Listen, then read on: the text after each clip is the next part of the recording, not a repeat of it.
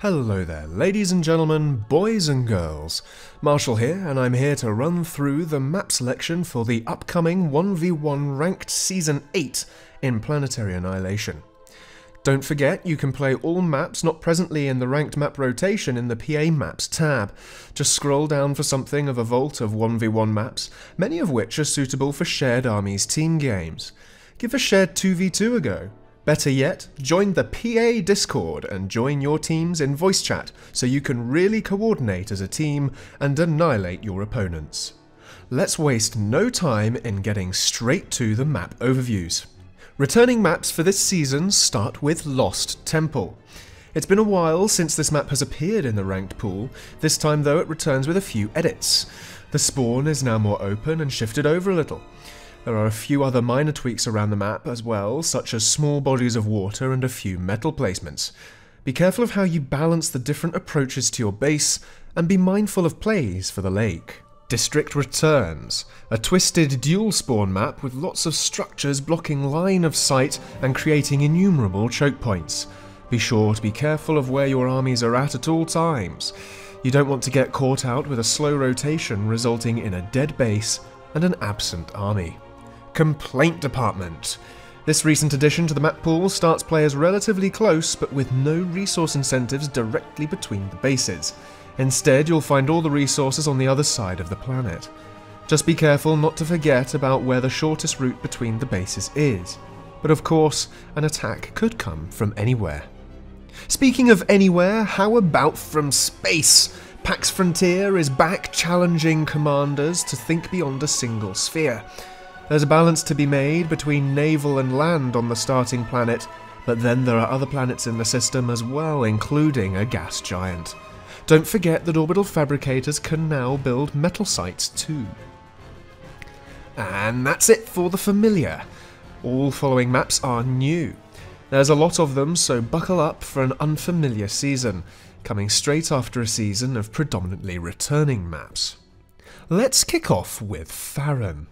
A moderately sized planet which gives you a subtle choice of spawns. Spawning closer to your opponent will get you into the action faster with an option to expand backwards into a wider, more open territory. Or you can start on the other side of the structure for a more sedate start, but you might want to move to the other spawn rapidly if your opponent took the closer spawn. Second is Gorge. It has many a gorge. Some say it has been described as gorgeous, or nightmarish depending on your comfort zone. You spawn in a tree clearing near a choke point facing your opponent. The rest of the planet is littered with opportunities to exploit choke points and lines of sight to really mess with your opponent. Tempo. We've had 2 spawn maps, orbital maps, and we've had naval maps. But how about a 3 spawn map with a large ocean and a small moon? The choice of spawns is either close to the equator, risking a close quarters fight, furthest away but a head start into the ocean, or somewhere in the middle with a bit of a defensive angle for the faint of heart. This planet is very large, so be sure to raid heavily and don't stop expanding. Haze is something of a more traditional map. Spawning relatively close again, your prime expansions are away from your opponents. So you are going to have to find a way around their front lines in order to raid resources. Will you use air, or will you hover over the lava perhaps? It's been almost 5 years since the release of Planetary Annihilation Titans, so why not reinvigorate one of the maps introduced with its release? Clutch 2 reimagines Clutch to be slightly more balanced and a more symmetrical affair, while also providing a few more interesting ways of approaching your opponents. But be mindful of the sea to your rear. Keep an eye out for naval blockades. Next up is the small planet Line.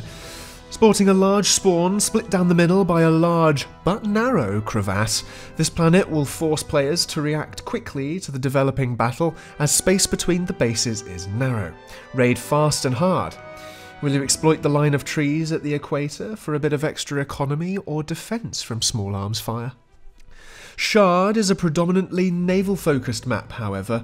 Commanders start at opposite ends of a long island, which has a few resources dotted around.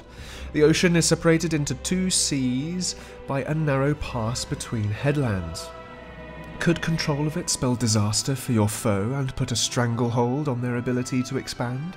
Plenty is a large asteroid littered with craters, mountains and ruins, and above all is very rich in metal.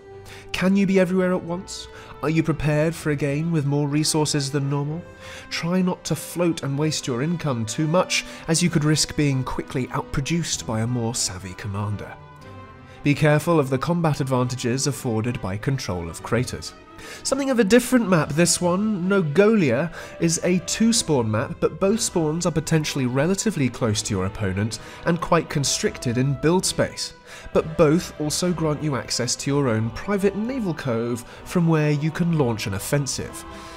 Exploit choke points, but don't forget about units that can overcome geographical obstacles altogether. Now, some commanders found the distance system Fulcrum to be a challenge, others a great opportunity. But here we have its sister system, Almost. It takes commanders to their own starting planets of Almost Hot and Almost Cold. With a view to expand into space, you have the option of Close, an outer metal planet with moderate metal, or you can move to the main attraction, No Cigar, as a larger, more open moon with the edge when it comes to metal quantities. And lastly, we have Miram, where every game will be a surprise, because commanders can spawn absolutely anywhere. That's right, anywhere. Which means you could start near no metal if you wanted to, or you could start in the same place as your opponent. Who knows? You'll have to adapt on the fly. Get scouting early so you know what you're dealing with. Let's find out how adaptable you are. That's it for this coming season. I hope you enjoy these upcoming maps. I certainly enjoyed making them. Until next time, that's all from me. Be sure to follow my Twitch page. I cast a lot of PA events over there, including the upcoming King of the Beasts event, where you can see some of the highest level play in the game. But for now, I've been Marshall, and it's goodbye from me.